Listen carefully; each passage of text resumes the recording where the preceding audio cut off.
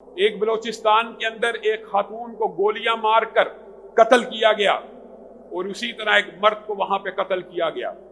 قطع نظر اس کے کہ وہ کیا سٹوری ہے، وہ محبت کی کیا داستان ہے، یا پسند کی شادی ہے، یا شادی شدہ عورت تھی، شادی شدہ مرد تھے، ایکسٹرا میرٹل افیئر تھا نہیں تھا، اگر تھا بھی تو آپ کو قانون، آئین اور شریعت اس بات کی اجازت نہیں دیتی کہ آپ قانون ہاتھ میں لے کے ان کو قتل کرتے، نہیں دیتی.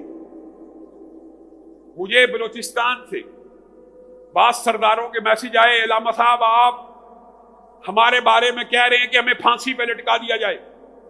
میں کہا جی ہاں، جو شخص اس قتل کے اندر ملوث ہے اس کے سر کو قلم کر دیا جائے.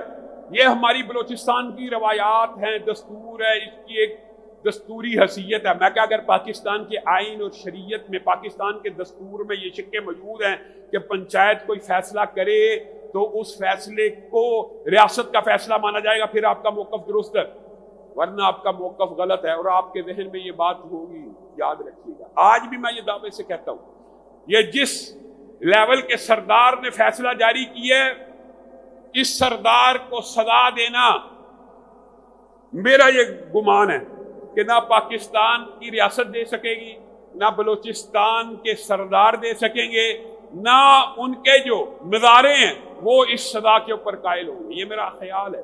اس کی وجہ آپ کے سامنے چند سال پہلے عبد الرحمان کھیتران کا ایک کیس میں نے یہاں سے بلند کیا تھا. یاد ہے، اس نے اپنے گھر کی ملازموں کو قتل کر کے کنویں میں پھینک دیا تھا، اور اس کے بعد ان کے باقی لواحقین کو تشدد کا نشانہ بناتا تھا. بڑی مشکل سے وہ لوگ بازیاب ہوئے تھے، لیکن کیا اس کو سزا مل گئی؟ کھیتران صاحب آزاد کرے. اسی طرح شیر باز کو بھی سزا نہیں ملنی. یہ جو ایک قتل کے اوپر معاشرے کے اندر اویئرنیس پھیلتی ہے، یہ باقی اور جاری کیوں نہیں رہتی؟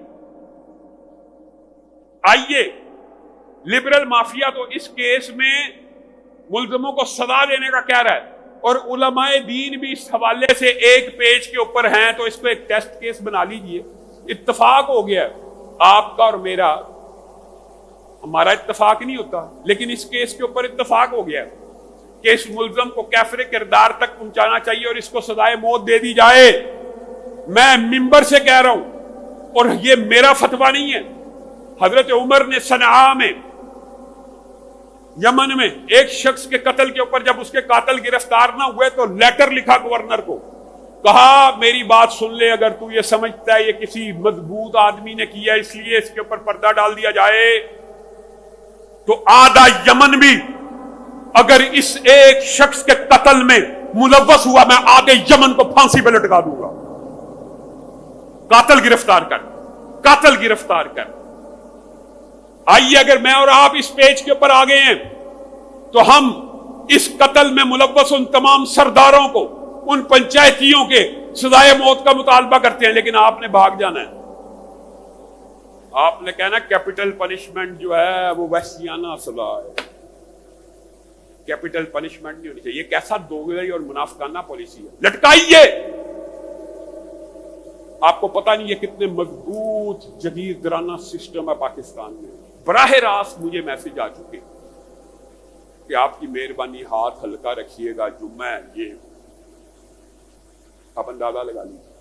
اور اسی ممبر سے جیسے میں نے یہ بات کہی تھی کہ مسجد میں گناہ کرنا باہر گناہ کرنے سے زیادہ سنگین ہے، اور اگر کوئی مسجد کا ملا بدکاری کرتا ہے اس کو مینار پاکستان پہ لٹکا دیا جائے.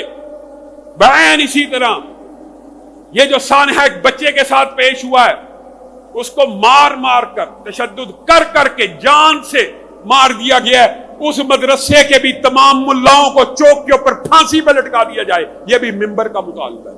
کیوں؟ ماورائے عدالت ہر قتل، اگر شیتل کا قتل غلط ہے تو اس بچے کا قتل بھی غلط ہے. قتل کی اجازت اسلام میں نہیں ہے. انہ من قتل نفسا بغیر نفس او فساد فی الارض فکأنما قتل الناس جميعا. اس نے ایک عورت اور ایک مرد کو قتل نہیں کیا، اس نے پوری انسانیت کو قتل کیا. ومن یقتل مؤمنا متعمدا، اور جس نے یہ بچے اور مومن کو قتل کیا فجزاؤہ جہنم، اس کا بدلہ تو حقیقت میں جہنم ہے، لیکن دنیا میں قصاص لیا جائے گا، خالداً ہمیشہ ہمیشہ کے لیے جہنم میں رہے گا۔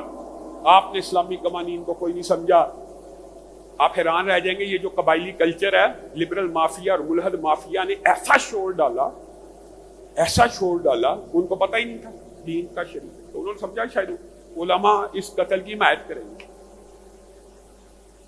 انہوں نے اس قبائلی کلچر کو اسلام کے ساتھ نتھی کیا۔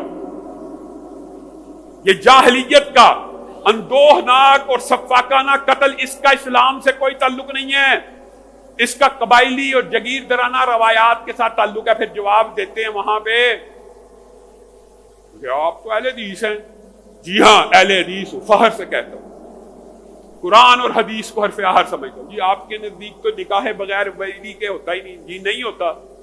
دیکھیں دلائل، لبرل مافیا کو بھی اہل حدیث اسکول آف تھاٹ کا پتہ لگ چکا ہے۔ کہتے ہیں کہ آپ کے نزدیک تو ولی کے بغیر نکاح نہیں ہے۔ میں کہا جی ہاں نہیں ہے، تو آپ نے تو بھی سنسار کی سزا دینی تھی۔ اب اس کے اوپر بندہ ہنسے، تمسخر اڑائے یا کہا لگائے، ان جہلا کو یہ پتہ نہیں ہے کہ قرآن و سنت میں اہل حدیث کے ہاں بغیر ولی کے نکاح نہیں ہے، لیکن اگر نکاح ہو جائے تو اس کی سزا سنسار نہیں ہے۔ اہل حدیث کے نزدیک بھی اس کی سزا نکاح سے علیحدگی ہے، اس نکاح کو باطل قرار دیا جائے گا، اس کو سنسار نہیں کیا جائے گا، اس کو قتل نہیں کیا جائے گا۔ پتہ ہی نہیں ہے، بس تھوپنا ہے، بس تھوپنا ہے۔ بغیر ولی کے نکاح کی اجازت نہیں ہے اسلام میں، شریعت میں، لیکن اگر کوئی کر لے تو اس کا مطلب یہ نہیں کہ اس کو سنسار کرنا ہے۔ اور بالفرض میں تو پہلے ہی آپ کے سامنے مقدمہ رکھ چکا ہوں کہ جن جرائم کی سزا قتل ہے ان کو بھی میں نے اور آپ نے کرنا ہے کہ ریاست نے کرنا ہے؟ ریاست نے۔